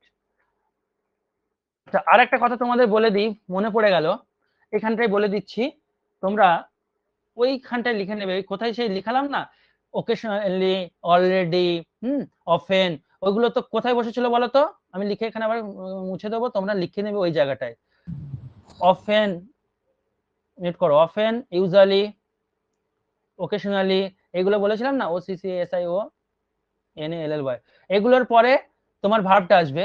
কিন্তু যদি ডেইলি আর এভরিডে এই ওয়ার্ড গুলো আসে, এইগুলো কিন্তু বাক্যের শেষেই বসবে, মানে সাবজেক্ট V1 বা V5, তারপর আদারওয়ার্স থাকলে আদারওয়ার্স, তারপর ডেইলি বা এভরিডে। এই ডেইলি বা এভরিডে এরা কিন্তু প্রথমে বসে না, মানে বাক্যের মাঝে আসে না, সাবজেক্টের পরে বসে না, বা ভার্বের আগে বসে না। সবসময় ডেইলি আর এভরিডে কে যে কোনো ক্ষেত্রে বাক্যের শেষে দেবে। এটা সিম্পল প্রেজেন্ট টেন্সে ওখানে লিখে নেবে তো এই জায়গাটা, ডেইলির ব্যাপারটা। ঠিক আছে, এবার চলো আমরা টেন্স মার্কারের কথা বলি। টেন্স মার্কার মানে আমি একটু আগে তোমাদের বললাম যে যতই বড় ক্রিমিনাল হোক সিআইডি দেখে বুঝে নাই, কোন একটা ক্লু দেখে যে এটা এই টেন্স হবে। ঠিক এরকমই প্রেজেন্ট কন্টিনিউয়াস টেন্সের কিছু ক্লুর কথা আমি তোমাদেরকে বলছি। ক্লুগুলো লিখে নেবে তোমরা। প্রথমেই বলবো আমি যেটা, রাইট নাও, শুধু নাও একটা, এটা থাকলে প্রেজেন্ট কন্টিনিউয়াস টেন্স হয়। রাইট নাও, এটা থাকলে প্রেজেন্ট কন্টিনিউয়াস টেন্স লিখবে। এট দিস মোমেন্ট, মানে এই মুহূর্তে, এই মুহূর্তে আমি কি করছি, লিখছি, তাহলে এটা কি টেন্স হবে? কন্টিনিউয়াস টেন্স, কারণ কাজটা চলছে। এখন আমি কি করছি, লিখছি, তাহলে নাও থাকলে কি হবে? কন্টিনিউয়াস টেন্স হবে। এরকম করে বুঝে নেবে। এট দিস ইনস্ট্যান্ট, ঠিক এই সময়। এট দিস ইনস্ট্যান্ট, ঠিক এই সময়। এট প্রেজেন্ট, এগুলো থাকলে সব প্রেজেন্ট কন্টিনিউয়াস টেন্স হয়, লিখে নেবে সুন্দর করে। This time,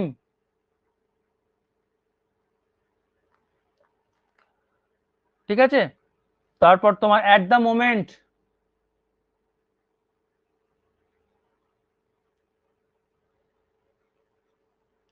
at this time, this time, at this time, ওটা লিখেছি, লিখলাম না, একই ওটা লিখেছি। এট দিস মোমেন্ট লিখেছি, এট দিস টাইম একই ব্যাপার। তারপর তোমার বাস, এগুলো এগুলো মনে রাখলে হয়ে যাবে। তো তুমি সহজেই কিন্তু করে দিয়ে চলে আসতে পারবে। একটা উদাহরণ দিই, যারা হয়তো প্রিভিয়াস ক্লাসগুলো দেখোনি, দেখে নেবে, নাহলে কিন্তু বুঝতে পারবে না।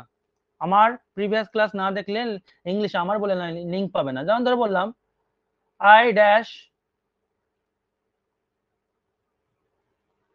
ওয়াক অ্যাট দিস মোমেন্ট, আমি এই সময় হাঁটছি। তাহলে তুমি কি করবে, এই অ্যাট দিস মোমেন্টটা দেখেই তোমার মাথায় ক্লিক করলো কি টেন্স হবে? Continuous tense. কি কন্টিনিউয়াস? Present continuous. কারণ এই সময়কার কথা বলছে, প্রেজেন্ট কন্টিনিউয়াস মানে ভার্বের 4 নম্বর। তাহলে ওয়াক আছে, এই ভার্বটার 4 নম্বর কি হবে? ওয়াকিং। কিন্তু ওয়াকিং লিখলেই শুধু হবে না, কারণ প্রেজেন্ট কন্টিনিউয়াস, কারণ আমরা জানি সাবজেক্টের পর ডাইরেক্ট V4 শুধু বসালেই হবে না, V4 এর জন্য একটা হেল্পিং ভার্বের প্রয়োজন। যেহেতু প্রেজেন্ট কন্টিনিউয়াস টেন্স, তাই অ্যাম বা ইজ বা আর হেল্পিং ভার্ব হয়। আই এর পর হয় অ্যাম, ইজ আর হয় না, তাই I am walking at this moment. এইটা হচ্ছে, এরকম করে তোমাদেরকে করতে হবে। নেক্সট আমরা চলে যাচ্ছি স্ট্যাটিক ভার্বস। আচ্ছা, এতটা পড়ালাম, কারো অসুবিধা আছে? স্ট্যাটিক ভার্বসে কিন্তু নাহলে প্রবলেম হবে, আগে বলো। না স্যার, না বুঝতে স্যার। পেরেছি। ঠিক আছে, স্ট্যাটিক ভার্বস খুব একটা ইম্পর্টেন্ট জায়গা। আচ্ছা, তার আগে একটা কথা বলে দিই, যেহেতু একটা বললাম, দেখো প্রেজেন্ট, অ্যাট প্রেজেন্ট যখন বলবো প্রেজেন্ট কন্টিনিউয়াস হবে, ঠিক আছে। কিন্তু যদি কখনো একটা স্টার্ট দিয়ে লিখে নেবে ওখানেই, কারণ যদি দিয়ে দেয়, যদি প্রেজেন্টলি কথাটা থাকে, PRESENTLY, প্রেজেন্টলি, তাহলে কিন্তু ফিউচার টেন্স হবে। ফিউচার টেন্স, এই জায়গাটা অনেকে ভুল করে, এখানে অর্থ করতে গিয়ে ভুল হয়ে যায়। প্রেজেন্টলি থাকলে ফিউচার টেন্স হবে, আর শুধু অ্যাট প্রেজেন্ট থাকলে প্রেজেন্ট কন্টিনিউয়াস হবে। এই জায়গাটা স্টার্ট দিয়ে লিখে নেবে। মনে পড়লো, বোর্ডে একদম ক্লিয়ার করে দিলাম। এবার আমরা আসবো স্ট্যাটিক ভার্বে। দাঁড়া একবার চেক করে নি কিছু বাদ টাদ গেল কিনা।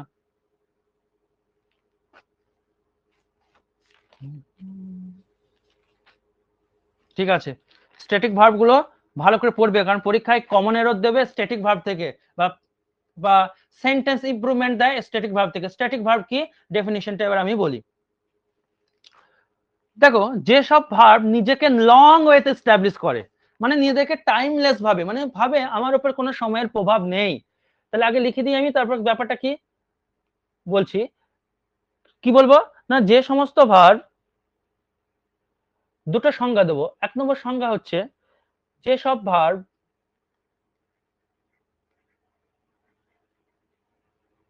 নিজেকে লং ওয়েতে, মানে কোন রকম এদের উপর টাইমের প্রভাব নেই, দীর্ঘদিন একই জিনিস রয়েছে, লং ওয়েতে এস্টাবলিশ করে। দেখো, আধা ইংলিশ আধা বেঙ্গলি বলে বলছি তোমাদের সুবিধার জন্য, আর এইভাবে মনে রাখবে, খাঁটি বাংলা করতে যাবে না আর খাঁটি ইংলিশে করতে হবে না। লং ওয়েতে এস্টাবলিশ করে এবং নিজেদেরকে টাইমলেস ভাবে।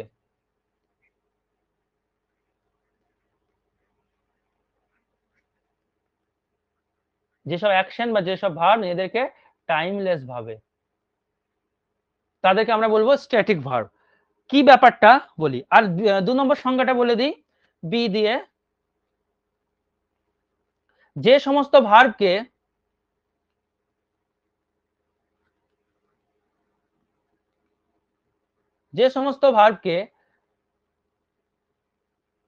V4 এ লেখা যায় না, V4 ফর্মে লেখা যায় না, মানে আইএনজি ফর্ম হয় না, V4 ফর্মে লেখা যায় না, তাকে স্ট্যাটিক ভার্ব বলবে। পরীক্ষায় V4 দিয়ে দেবে, তোমাকে V4 টাকে তুলে দিয়ে প্রেজেন্ট ইনডেফিনাইট অর্থাৎ V1 এ আনতে হবে বা V5 এ আনতে হবে, তাদেরকে স্ট্যাটিক ভার্ব বলে। যেমন এবার উদাহরণ দিই, তাহলে ক্লিয়ার হবে।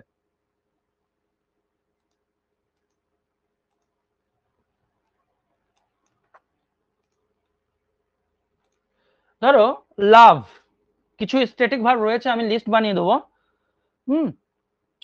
যেমন আই লাভ মাই মাদার, বা ধরো তুমি কাউকে বলছো আমি তোমায় ভালোবাসছি, তো ভালোবাসছি তার মানে তুমি যদি কখনো এরকম করে দাও, বাসছি আইএনজি যুক্ত হয়ে যাচ্ছে, মানে তেছতেছি আছে, আই এম লাভিং ইউ করে দাও, তাহলে কিন্তু সেটা ভুল হয়ে যাবে। কেন ভুল হয়ে যাবে? কারণ ভালোবাসা যে কাজটা, সেটা একদিনের নয়, এটা টেম্পোরারি নয়। যাকে তুমি ভালোবাসছো, যদিও আমাদের বয়ফ্রেন্ড গার্লফ্রেন্ডের যদি ব্যাপার থাকে সেটা আলাদা জিনিস, ছেড়ে যায়, কিন্তু নরমালি কিছু ভার্ব যেটা চিরকালের জন্য, ভালোবাসা বাবাকে মাকে যাকে হোক চিরকালের জন্যই হয়, টাইমলেস, তারা কোনো টাইমের উপর ডিপেন্ড করে না। যেসব কাজ নিজেকে লং ওয়েতে এস্টাবলিশ করে, যেসব ভার্ব, তাদেরকে বলা হয় টাইমলেস অ্যাকশন, অর্থাৎ টাইমলেস অ্যাকশন প্রকাশ করে, তাদেরকে বলা হয় স্ট্যাটিক ভার্ব। ঠিক তাহলে লাভিং হবে না, আই লাভ ইউ হবে। যেমন আই লাভ মাই মাদার, এটা কারেক্ট, আই লাভ ইউ এটা কারেক্ট। তো লাভ হচ্ছে একটা স্ট্যাটিক ভার্ব। তারপর আরো অনেক ভার্ব আছে, হিয়ার, স্মেল, টেস্ট, আমি সব লিখে দেবো, সব তোমাদেরকে লিস্ট বানিয়ে দেবো, যেগুলো পরীক্ষায় এসেছে বারবার। তো এটা কিন্তু মাথায় থাকবে। তাহলে যে সমস্ত ভার্ব নিজেদেরকে লং ওয়েতে এস্টাবলিশ করছে টাইমলেস ভাবে, যাদের উপর সময়ের কোনো প্রভাব নেই, তাদেরকে বলবো স্ট্যাটিক ভার্ব। তারা অবস্থাকে শো করে, স্টেট থেকে স্ট্যাটিক অবস্থাকে শো করে, তাদের কখনো আইএনজি ফর্ম, ভার্বের সাথে যে আইএনজি ফর্ম, সেটা কিন্তু তাদের সাথে কখনো হবে না। কি হবে তাহলে? প্রেজেন্ট টেন্সে লিখতে হবে V1 বা V5, বা অন্য কোনো টেন্সে লিখতে হবে, ভার্বে 2 নম্বর, যেমন টেন্স বোঝাবে তেমন লিখতে হবে। ঠিক আছে, সেটা বলবো কোথায় কি টেন্স বোঝাচ্ছে। যেমন দেখো, এবার আসল জায়গায় এসো, কিছু স্ট্যাটিক ভার্ব ইংরেজিতেই জানো যে ব্যতিক্রম ব্যাপারটা রয়েছেই। স্ট্যাটিক ভার্ব কিছু রয়েছে, স্টার্ট দিয়ে লিখবো আমরা। কিছু স্ট্যাটিক ভার্ব রয়েছে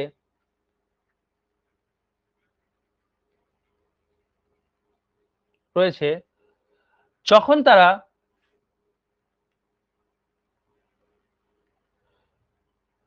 যখন তারা তাদের অরিজিনাল অর্থ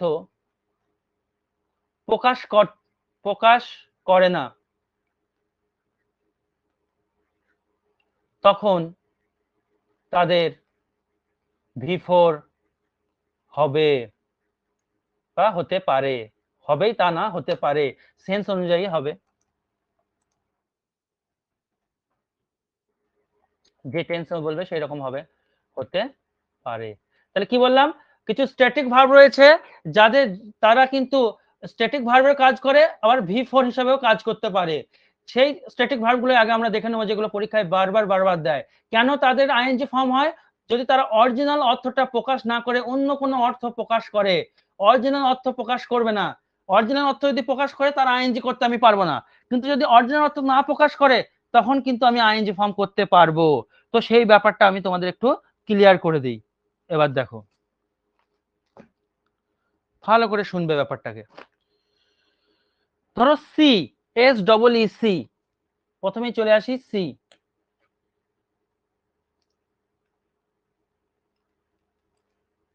ক্লাসগুলো যারা মিস করবে কিছু করার নেই, আমার রেকর্ড দেখতেই হবে তাদেরকে, নাহলে কিন্তু প্রবলেমে পড়ে যাবে। প্রথমে আমরা যে স্ট্যাটিক ভার্বটার কথা বলবো, সেই স্ট্যাটিক ভার্বটা হচ্ছে সি। সি মানে হচ্ছে দেখা। খুব ভালো কথা। তাহলে এবার আমি একটা উদাহরণ দিই। When I was walking along the river,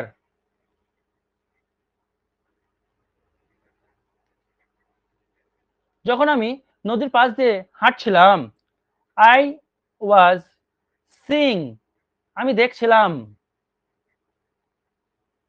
a snake, একটা সাপ।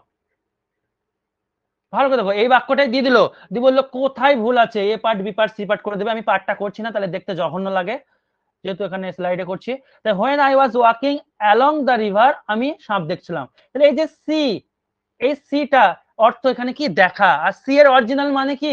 সি এর অরিজিনাল মানে দেখাই হয়। তাহলে অরিজিনাল অর্থ কিন্তু প্রকাশ করছে। অরিজিনাল অর্থ প্রকাশ করলে কিন্তু তার আইএনজি ফর্ম করব না। যদি অরিজিনাল অর্থ প্রকাশ না করে, আমি সেটাই তো বললাম, তাই বললাম তো যে অরিজিনাল অর্থ প্রকাশ করে না। হ্যাঁ, ঠিকই বলেছি।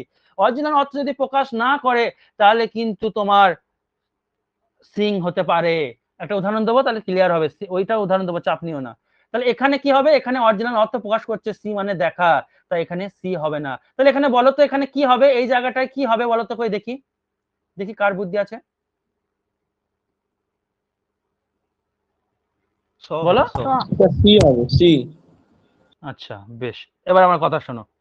কে বলছো সি, কে বলছো স? শোনো ভালো করে, তোমাকে কিভাবে করতে হবে। বেশ, তোমাকে দেখতে হবে এখানে কি টেন্সের কথা বলছে। দেখো পাস্ট টেন্সের কথা বলছে, যখন আমি হাঁটছিলাম, পাস্ট টেন্সের কথা বলছে। তাই এখানে যে মেন ভার্বটা তুমি আনবে সেটাকেও পাস্টে আনতে হবে। তাই এখানে সিন, এবার যদি বলো স্যার সিংতে তুলে দিয়ে তাহলে কি স লিখে দেবো? এখনো কিন্তু বাক্যটা ঠিক হয়নি।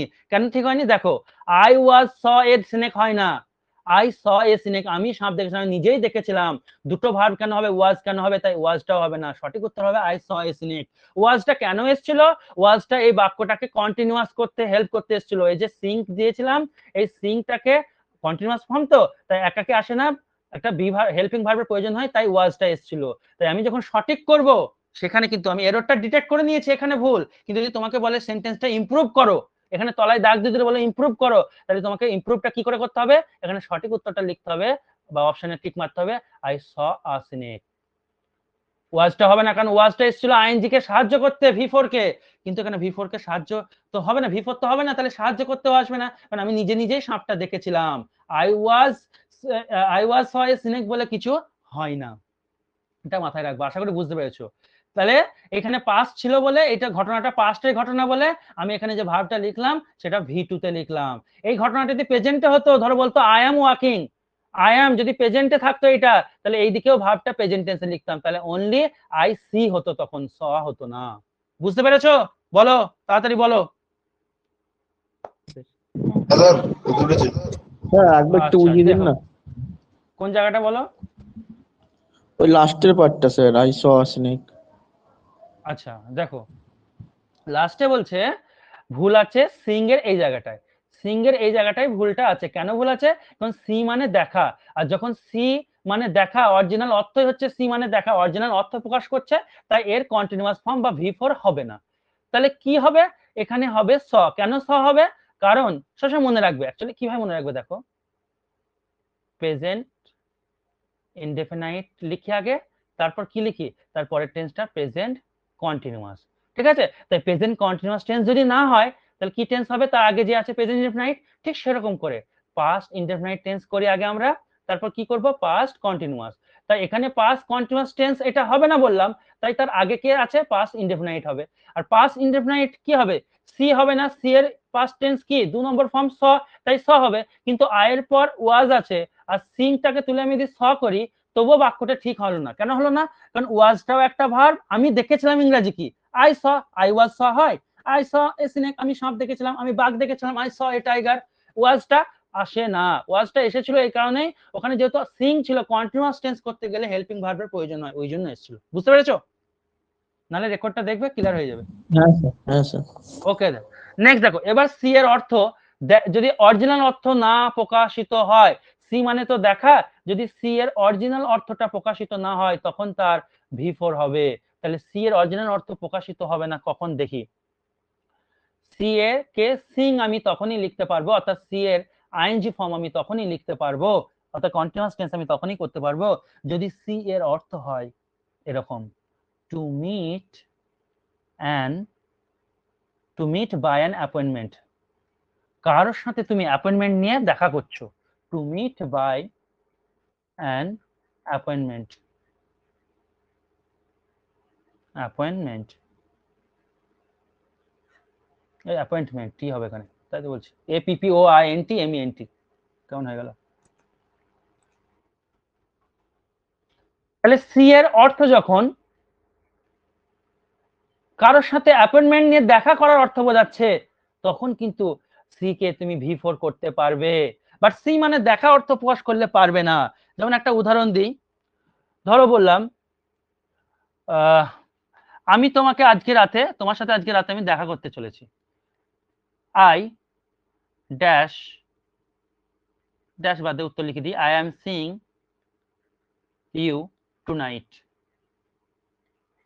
আজকে রাতে আমি তোমাকে, TONIGHT টুনাইট, আজকে রাতে আমি তোমাকে দেখা করতে চলেছি। এখানে সিং মানে কিন্তু দেখা করা, আর টু নাইট মানে আজকে রাতে দেখা করতে চলেছি, দেখা করছি, করতে চলেছি, এই জন্য এটা ব্যবহৃত হলো। আর একটা উদাহরণ দিই, ধরো বললো মিস্টার রয় বা মিস্টার সেন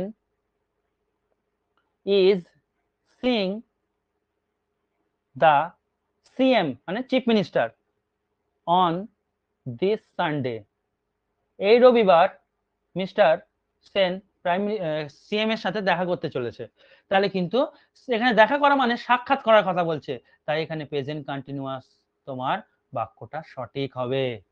আশা করি বুঝতে পেরেছো। তাই সি কখন হয় আর কখন সিং হয় সেটা কিন্তু ক্লিয়ার হয়ে গেল। যখন অ্যাপয়েন্টমেন্ট নিয়ে দেখা করা বা নর্মালি কারোর সাথে সাক্ষাৎ করা আগে থেকে প্ল্যান করছো তখন কিন্তু তুমি আইএনজি সি এর সাথে দিতে পারো, কিন্তু নর্মালি কিছু দেখছো, ঠিক আছে, তখন কিন্তু তোমার দেখা ইংলিশ হলে কন্টিনিউয়াস টেন্স হবে না, সিইং হবে না। নেক্সট যে ভার্বটা পরীক্ষায় দেয় সি হলো, এবার হচ্ছে তোমার হিয়ার, হিয়ার মানে শোনা, এটা হচ্ছে স্ট্যাটিক ভার্ব, আবার নরমাল ভার্ব হয়। হিয়ার কথার অর্থ নরমালি শোনা বা শোনা, যাই বলো না কেন, তো কান দিয়ে কিছু যখন শুনছো তখন কিন্তু তুমি অরিজিনাল তখন কিন্তু আইএনজি করতে পারবে না। ধরো একটা উদাহরণ দেই, C was not hearing what I said, আমি যা বলেছিলাম সে কিন্তু সেগুলো শোনেনি।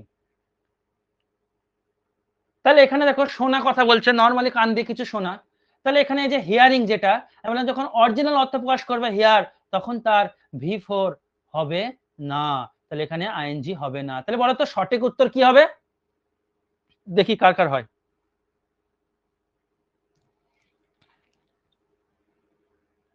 হার্ড হবে, হার্ড।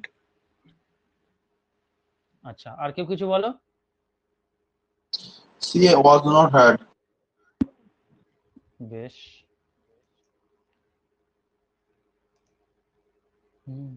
দেখো দুজনই she did not have, did not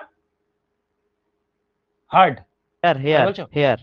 here, আচ্ছা ঠিক, একদম আগে যে দুজন বললে একদম ভুল, এখনই যে বললে একদম কারেক্ট। কেন কিছুক্ষণ আগে শেখালাম না আমি তোমাদের যে যখন নাবাচক করব আমি এখানে হিয়ারটা তুলে দিয়ে হার্ড লিখি, তাহলে কি হলো, শি ওয়াজ নট হার্ড মানে তাকে শোনা হয়নি, শি ওয়াজ নট হার্ড মানে তাকে শোনা হয়নি আমি যা বলেছিলাম, তাই কি সে শোনেনি, সে শোনেনি ট্রান্সলেশন করো, সে শোনেনি।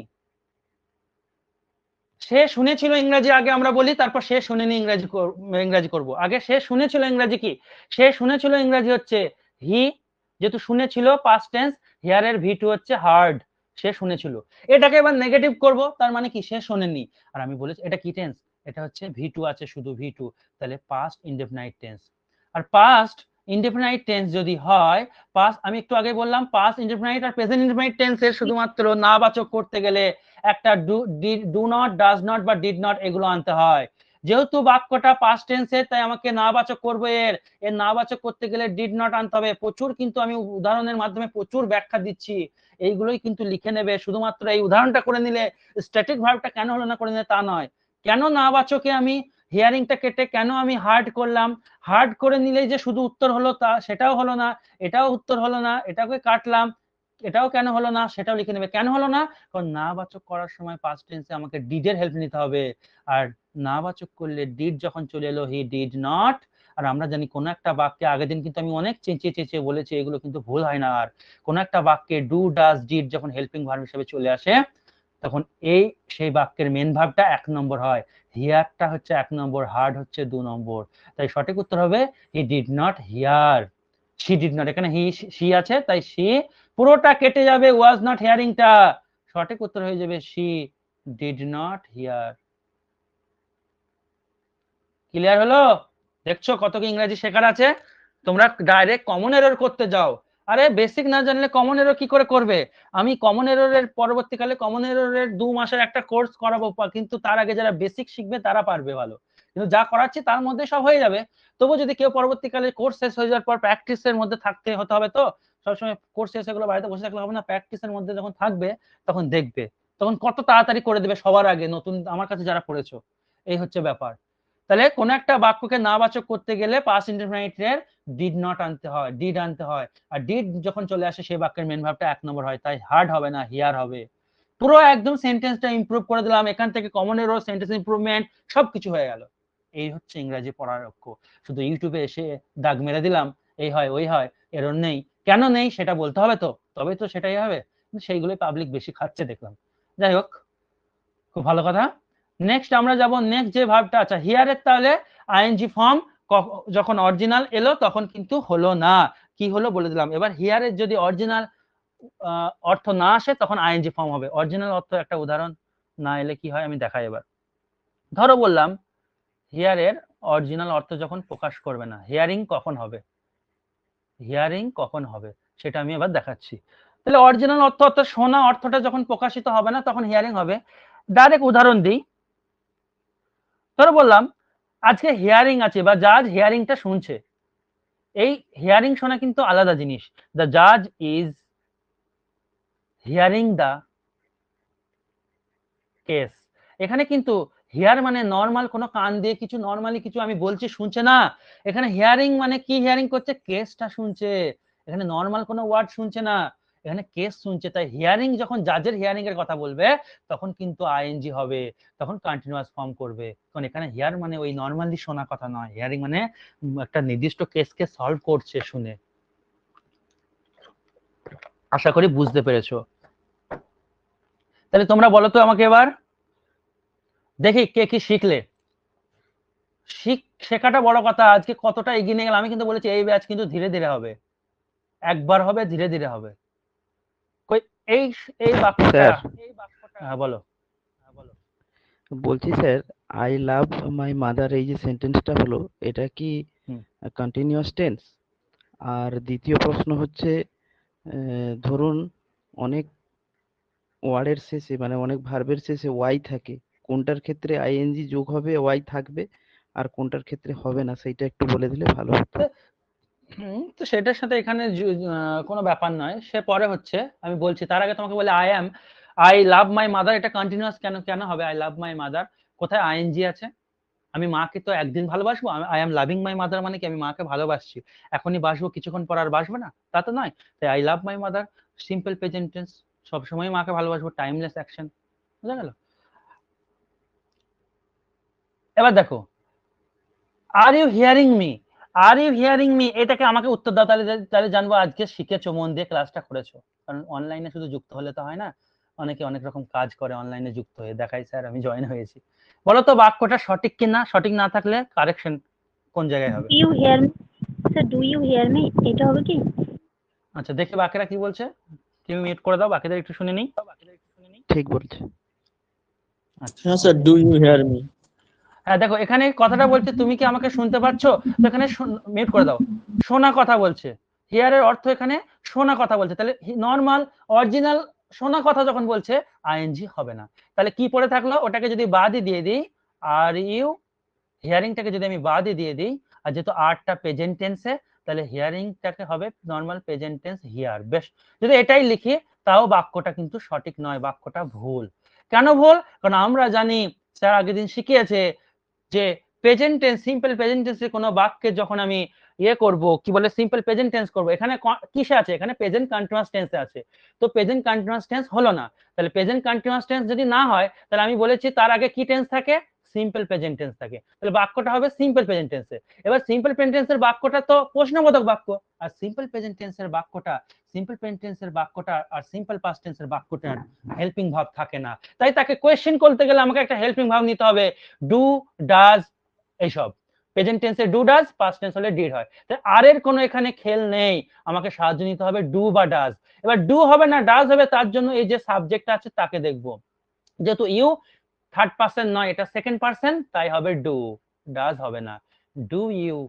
আর আমরা জানি কোন একটা বাক্যে ডু ডাজ ডিড এটা চলে এলে মেন ভার্ব হয় 1 number, do you hear me. Clear? যতটা পড়ালাম ক্লিয়ার কিনা বলো, এগোবো না, মাথার উপর দিয়ে চলে যাবে, পরের দিন স্ট্যাটিক ভার্ব আরো আছে হবে, আর তোমাদেরকে প্র্যাকটিস সেট আজকে আমি দিচ্ছি বা দেবো, বা কালকে, আজকে না হলে কালকে। বলো যতটা পড়ালাম, কারো অসুবিধা থাকলে তাড়াতাড়ি কমেন্ট করো। স্যার বলো। স্যার যেটা বলছে এমনি সিম্পল শোনা যাবে, সেটাই বলছে এমনি নর্মালে করতে হবে, তাই তো স্যার? আর না হলে আইএনজি করতে হবে। হ্যাঁ নরমালে করতে হবে বলতে, ধরো প্রেজেন্ট কন্টিনিউয়াসে আছে, তাহলে তার আগে নরমাল কি হবে, সিম্পল প্রেজেন্ট। ধরো পাস্ট কন্টিনিউয়াসে আছে, তার আগে নরমাল হবে সিম্পল পাস্ট। মানে সিম্পল কন্টিনিউয়াস হবে না মানে যে সিম্পল প্রেজেন্ট হবে তা নয়, বা V1 V5 তা নয়। যদি পাস্ট কন্টিনিউয়াসে থাকে তাহলে ওটা হবে সিম্পল পাস্টে, যদি প্রেজেন্ট কন্টিনিউয়াসে থাকে তাহলে ওটা না হয়ে হবে সিম্পল প্রেজেন্টে। ক্লিয়ার হলো? হ্যাঁ স্যার। 70% ক্লিয়ার আশা করি হয়ে গেছে। 30% ক্লিয়ার করার জন্য বাড়িতে বসে বসে নোট বানাও, যেমন যেমন যেখানে বললাম। নোট কিন্তু নিজের হাতে বানাও, এবং যেই সময় তোমার ভালো নেটওয়ার্ক থাকবে সেই সময় কিন্তু আগে ক্লাসটাকে করি, বড় স্যার কথা বলি।